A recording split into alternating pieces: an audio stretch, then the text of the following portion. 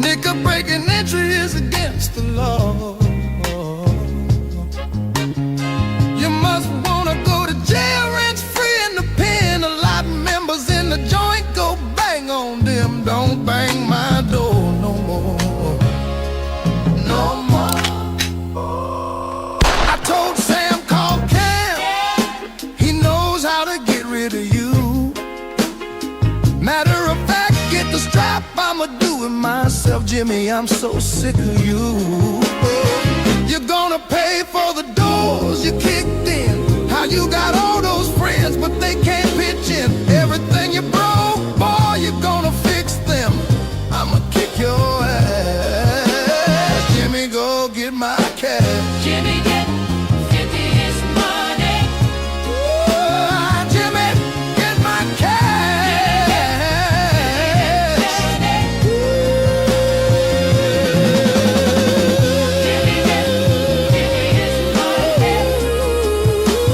Jimmy, go get my cash.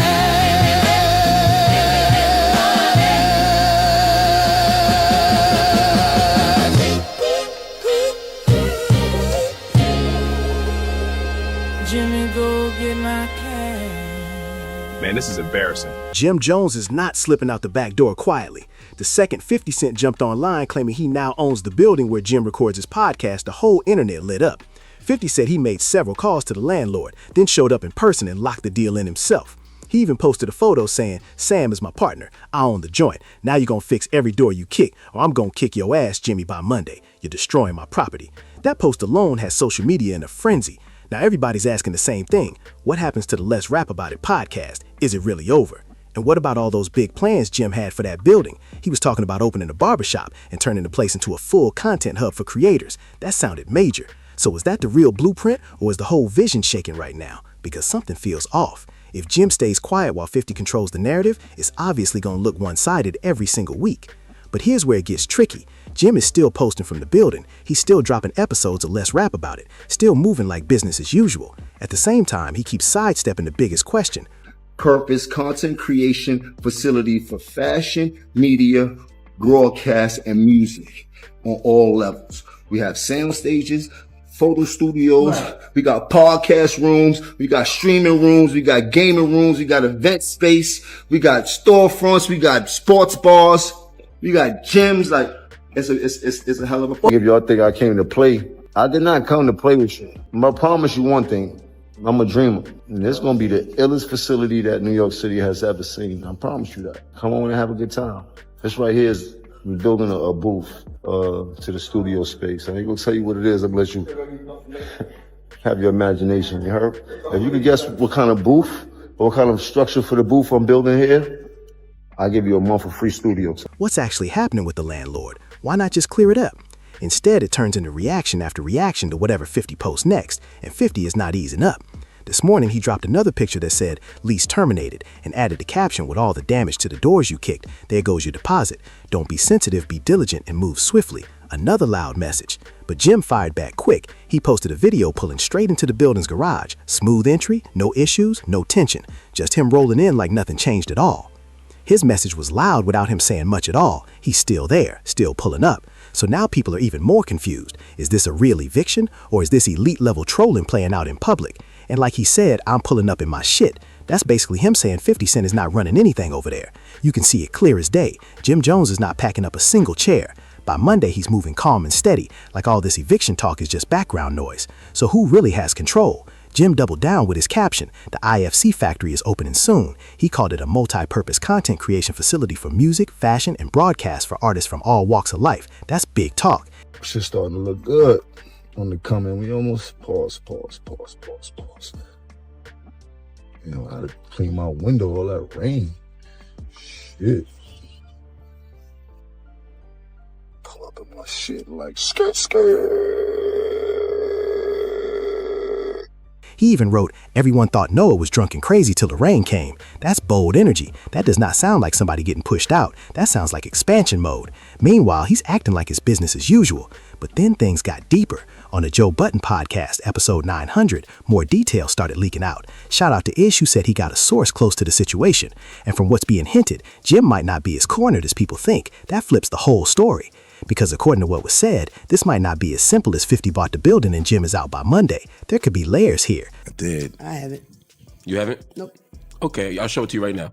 we'll pause and let you watch it and reflect. We'll try to get it. I felt bad. I don't know what's true and what's not true, but the video shows Jim Jones allegedly trying to kick open a door of a place from which he has been allegedly evicted.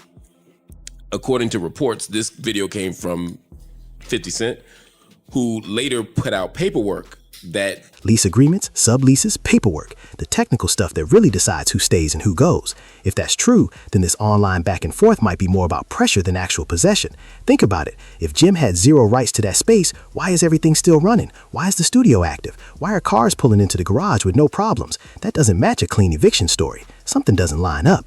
At the same time, 50 Cent knows exactly how to control a narrative. He's strategic. Screenshots, captions, timing, none of that is random. The landlord unlock the doors and leave the premises because you can't do that. Jim is renting the premises out legally, and that's what I heard. Even if you were to be behind on your lease, you can't lock people out. You can't lock me process. out. Yeah, so that's what I heard. Especially in New York. And after that came out, a couple hours later, Jim did. So now the real question is this a legal chess match happening behind closed doors, or is this public pressure meant to force a move? This doesn't feel accidental. It feels calculated. Real-time moves unfolding in front of everybody. Because if this was a straight takeover, we would have seen locks changed, gear outside, security blocking doors. That's how real evictions usually look. Instead, Jim is still filming, still posting, still moving like he owns the energy in that building. That's not panic, that's confidence. Allegedly shows that he was evicted. And I read it. And I made the screen big. I did too. I did too. I ain't gonna lie to y'all, I did. AI. Like I said, I don't know if it's true or not. Jimmy legs too little. No, from what I heard, some people close to the story told me that it's fake. Said that the paperwork is fake. Said that the landlord is a bum and said that he don't be doing shit, and he tried to evict Jim, and supposedly the document for non-payment, is that right? Supposedly the document that he created is a fake document that he just literally created on his own, allegedly. So, but let's be real. 50 isn't just talking for attention. When he claims ownership, history shows he usually means it. He plays long game strategy, not short plays. So if he really locked that deal in with the landlord, this might be a power move that just hasn't fully revealed itself yet. And this is what makes the whole thing wild. Right now, both sides look completely unbothered. Jim is promoting the IFC factory like it's grand opening season. Meanwhile, 50 is posting documents and captions like he already sealed the deal. Two totally different realities playing out at the same time. So the big question is simple: who's bluffing and who's holding the real paperwork? This isn't just podcast drama anymore. This is business, pride, and reputation all wrapped together, and neither one looks ready to back down. The part nobody wants to say out loud? This feels like a battle for narrative control. 50 knows the internet moves fast. If he posts paperwork, captions it strong, and frames the story first, most people will ride with that version. That's how social media works. First headline usually wins.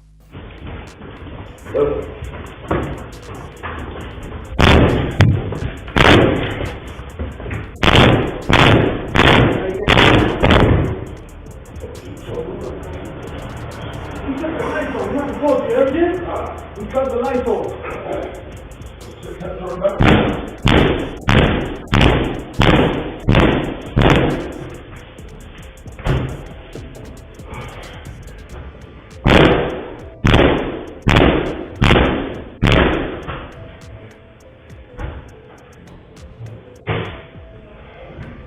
What's up? Matt? Yeah, I'm good. No, it's mine.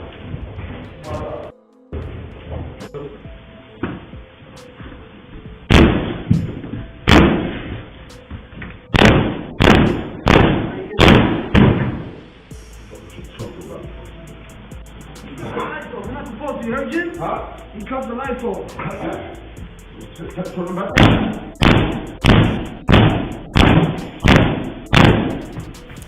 They said that. But Jim isn't moving like someone cornered. He's not ranting, he's not over-explaining, he's not doing damage control. He's just pulling up to the building, posting videos, and promoting the IFC factory like the keys are still in his pocket.